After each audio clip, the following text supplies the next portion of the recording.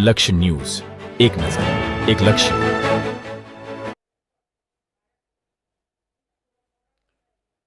Kalol highway પર ગાડીમાં લાગી આગ.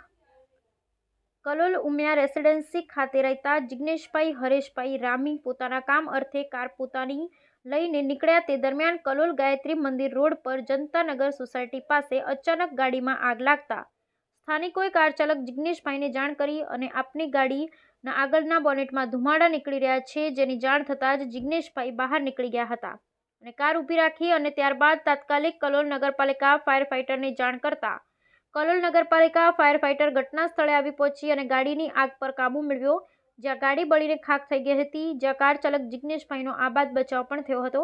તેમજ જિગ્નેશભાઈએ જણાવ્યું કે ગાડીમાં સીએનજી ગેસ લીક થયો હોવાને કારણે આગ લાગી તેવું ફાયર ફાઇટર જવાને તેમણે જણાવ્યું હતું. બ્યુરો રિપોર્ટ સંજય નાયક, કલોલ.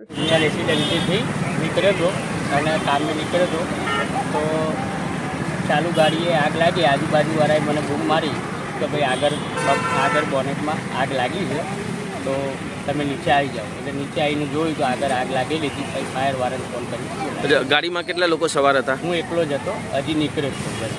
બરાબર. ચાલુ. અને આગ લાગવાનું શું કારણ છે, એવું કંઈ જાણવા મળ્યું?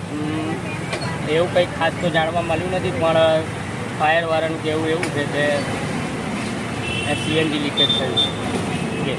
ઓકે.